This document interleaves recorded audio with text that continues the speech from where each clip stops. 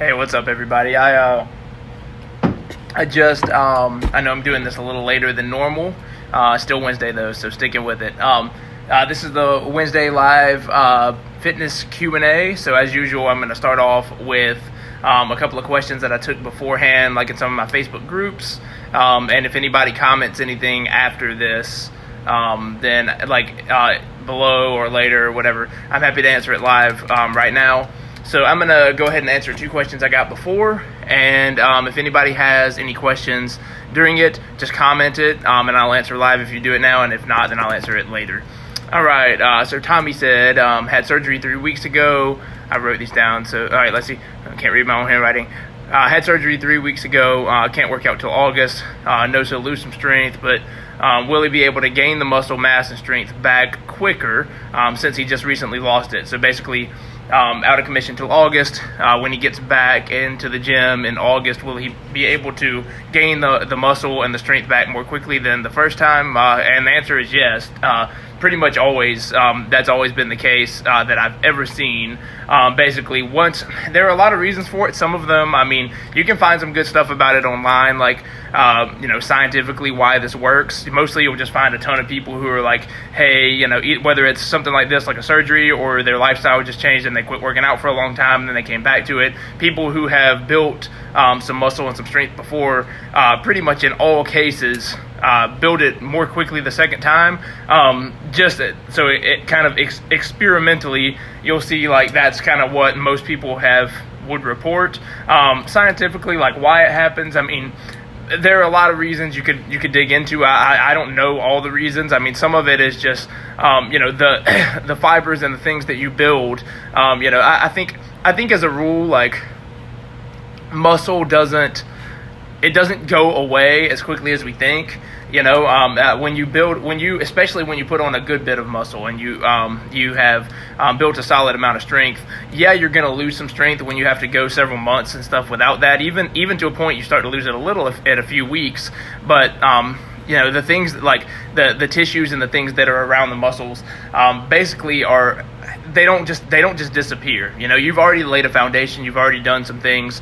So it's going to be a lot easier for you to. I won't say easier because you're still going to have to put in the work. You're still going to have to start at a weight and move up, but you will see that those numbers go up more quickly. I would say that if you're only out for like 3 months or something, just a good guess would be like 2 months. That you could probably be back to where you were, like pre-surgery, strength-wise, as long as you're consistent. The biggest warning I would give is just don't go into the gym and just don't go in there and just try your luck and try to hit where you were before. Drop down. I would say, like, let's just take bench press, for instance. Go in there, start with the bar and warm up, and then slowly add weight as though this is the first time you've done this, to like you're finding your weights. And then whatever rep scheme you use, if you're doing sets of 5, once you get to like that weight, that fifth rep is really difficult. You can do it, but it's difficult. Stop there. Mark it down, do a couple more sets, and then the next time you do that exercise, just keep trying to move up on it. You know what I mean? 5 pounds, 10-pound jumps if you feel comfortable. 10 pounds, you can usually do more on the lower body lifts than you can on the upper body, but you can usually get a couple of 10-pound jumps on the upper body. Sometimes as long as you're doing it consistently, as long as you're giving yourself enough recovery in between, and as long as you're eating for your goals. So that's the way I would answer that. The short answer is yes, almost certainly. You will see it happen a lot faster than you did the first time. My best guess is 8 weeks. Derek said movements for shoulders to help with low bar squats. So this is something like when I am coaching somebody and I prescribe squats, I prescribe I do prescribe low bar squats. What he's referring to is bar placement on your back. So basically, like a high bar squat is when you just kind of, your typical, if you see somebody go in the gym, get under the bar for a squat and they're just kind of holding it there.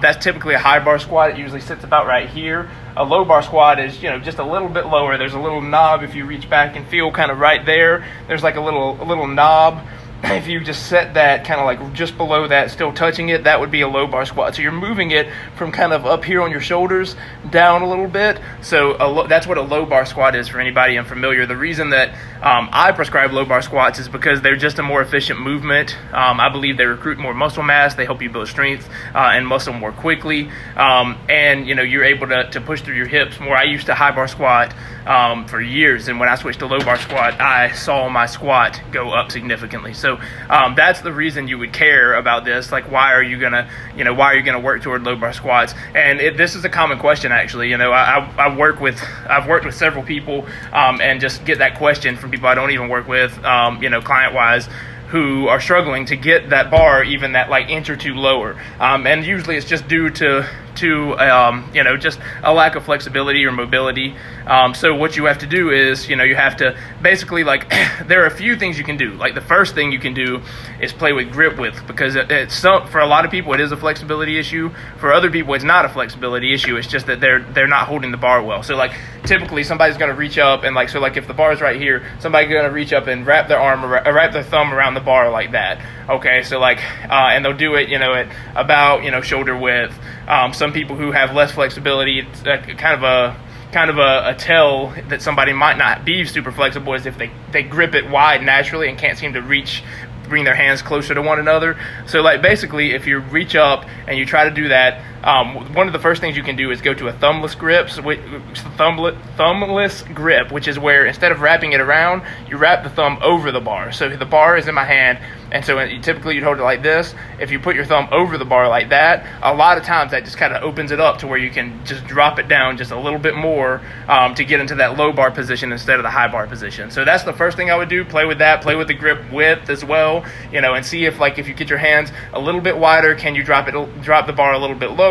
You know what I mean? And so play with grip width first, and a lot of times that's the best way to go about it. If not, and it's truly a flexibility issue, one thing you can do is just keep squatting. The more you do it, the more flexible you're going to get. And don't ever not squat because you can't low bar squat. High bar squatting is better than no squatting for sure. So high bar squat while you work on your flexibility to be able to get into the low bar squat. So step one is try to play with the grip, going thumbless, adjusting grip width, things like that. If you still can't seem to get the bar lower, then what I would suggest is start doing some exercises that are going to help you with that thing. You need to do some things like barbell rows. You need to do things like face pulls, which is where you've got like if you have like a cable pulley system or something, you're grabbing it and you're pulling the cables like toward your face.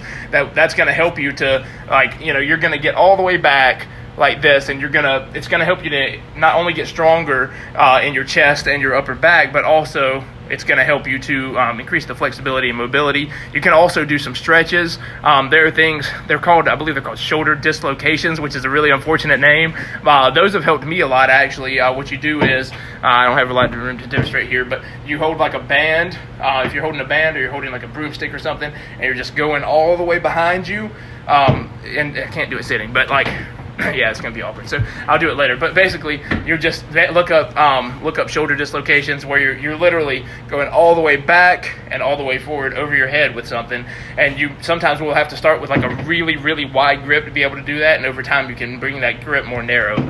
So that's one good thing that you can do. You can play with like band pulls. You can do all kinds of different like stretches and things like that to kind of help with it. Band pull aparts, where you just like literally have like one of the resistance bands and you're just kind of pulling it apart like that. These are kind of things that can build strength and flexibility and help you to do that. So the kind of short answer, the checklist is, first of all, make sure it is a flexibility issue by playing with your grip width. Go to the thumbless grip, try to widen your grip a little bit, things like that, to try to get it lower. If it's not grip and you try that and it doesn't work, then start incorporating some more like barbell rows, face pulls, things like that into your routine, as well as some stretching, things like the band pull aparts, the shoulder dislocations, things like that, to really increase the range of motion and the flexibility there. So, and while you're doing that, don't stop squatting. Do high bar squats until you can do low bar squats. All right, anybody have any other questions? Thanks everybody for jumping on. I answered those two I had before. Don't think I've got any more in the comments yet.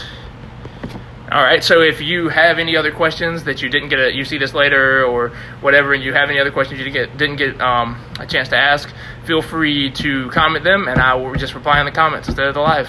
Happy Wednesday, everybody.